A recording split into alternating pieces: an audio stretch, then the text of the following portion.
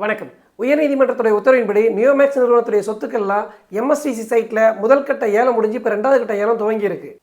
நீதிபதி உள்ளிட்ட பலரும் எதிர்பார்த்த அளவுக்கு நியோமேக்ஸ் நிறுவனத்துடைய சொத்துக்கள் முதல் கட்ட ஏலத்தில் பெரிய அளவில் ஏலம் போகலை. 90% சொத்துக்கள் ரெண்டாம் கட்ட ஏலத்துக்கு வந்திருக்கு. நம்மளுடைய கடந்த காணொலிகளில் நிறைய பேர் எந்தெந்த சொத்துக்கள்லாம் ஏலம் போயிருக்கு, எதெல்லாம் மிச்சம் இருக்குது, அதெல்லாம் எதுவும் திரும்ப எப்போ ஏலம் வரும் அப்படின்னு கேட்டிருந்தீங்க. அதுக்கான தகவலை தான் நம்ம இப்போ கொடுக்க போகிறோம்.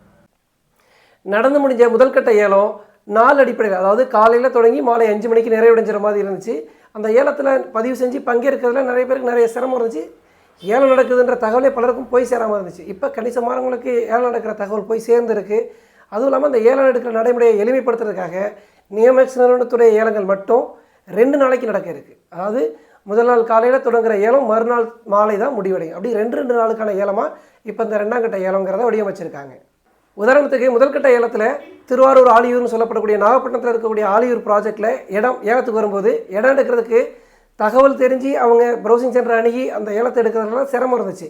ஆனால் இது போல் ஒரு ப்ராஜெக்ட் ஏலத்தில் வந்திருக்கு அப்படின்ற தகவல் உங்களுக்கு இன்றைக்கி தான் தெரிய வருது அப்படின்னா கூட நீங்கள் உறுதியாக அந்த ஏலத்தில் கலந்துக்க முடியும். இரவு நேரங்களில் கூட அந்த ஏலம் திறந்திருக்கிறதுக்கான வாய்ப்பு இருக்குது. ஏன்னா முதல் நாள் காலை 10 மணிக்கு தொடங்குகிற ஏலம் அடுத்த நாள் மாலை 5 மணிக்கு தான் முடியுது அப்படிங்கிற மாதிரி தகவல் கொடுத்துருக்காங்க. அப்படிங்கும்போது இடையில் நிறுத்துறதுக்கான வாய்ப்பு இருக்காது. அப்போ நீங்கள் இந்த ஏலத்தை இன்றைக்கி தெரிஞ்சுக்கிட்டு நாளைக்கு கூட பங்கெடுத்து இடத்த எடுக்க முடியும்.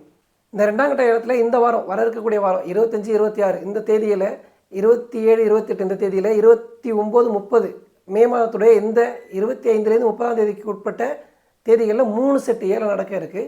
விருதுநகர் ப்ராஜெக்டில் இருக்கக்கூடிய ஃப்ளாட்டுகள் தான் இந்த 3 செட்டு ஏலம், அதாவது 6 நாள் நடக்கக்கூடிய 3 செட்டு ஏலத்துலேயும் ஏலத்துக்கு வருது. இந்த விருதுநகர் ப்ராஜெக்ட் அப்படிங்கிறது நியோமேக்ஸ் நிறுவனத்துடைய ஹைலைட்டட் ப்ராஜெக்டில் ஒன்று.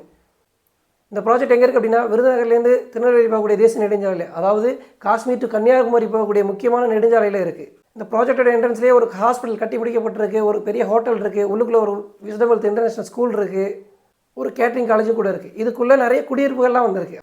அந்த இடத்துக்குள்ளே தான் இப்போ ஃப்ளாட்டுகள்லாம் ஏலத்துக்கு வந்திருக்கு. அதுவுமே ரொம்ப குறைஞ்ச விலைக்கு வந்திருக்கு. உதாரணத்துக்கு பாருங்கள், அந்த விருதுநகர் ப்ராஜெக்ட்டுக்குள்ளே 2 கிராமங்களோட இடங்கள் இருக்குது. அதில் காசிரெட்டிப்பட்டி அப்படிங்கிற கிராமத்துக்கு உட்பட்ட இடங்களில் 1400 சதுரடியாக பெரும்பாலான ஃப்ளாட்டுகள் பிரிக்கப்பட்டிருக்கு. அதே விருதுநகர் ப்ராஜெக்டில் ஒண்டிப்புலி நாயக்கனூர் அப்படிங்கிற இடத்துல 1200 சதுரடி ஃப்ளாட்டில் அதிக இடம் பிரிக்கப்பட்டிருக்கு.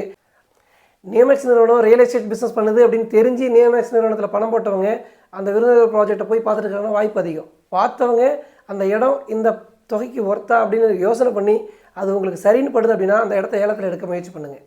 ஒருவேளை இந்த இடத்த உங்களுடைய நண்பர்களோ உறவினர்களோ வாங்குறதுக்கு தயாராக இருக்காங்கன்னா அவங்களுக்கு கூட இதை அறிமுகப்படுத்துங்க. எப்படியாவது நியோமேக்ஸ் நிறுவனத்துடைய இடங்கள் உரிய விலைக்கு விற்பனை செய்யப்பட்டால் மட்டும்தான் புகார் கொடுத்து காத்திருக்கிறவங்களுக்கு செட்டில்மெண்ட் விரைவில் கிடைக்கும். எல்லா இடங்களும் விற்கப்படணும், எல்லாருக்கும் செட்டில்மெண்ட் கிடைக்கணும் அப்படிங்கிறத நம்மளுடைய நோக்கம்.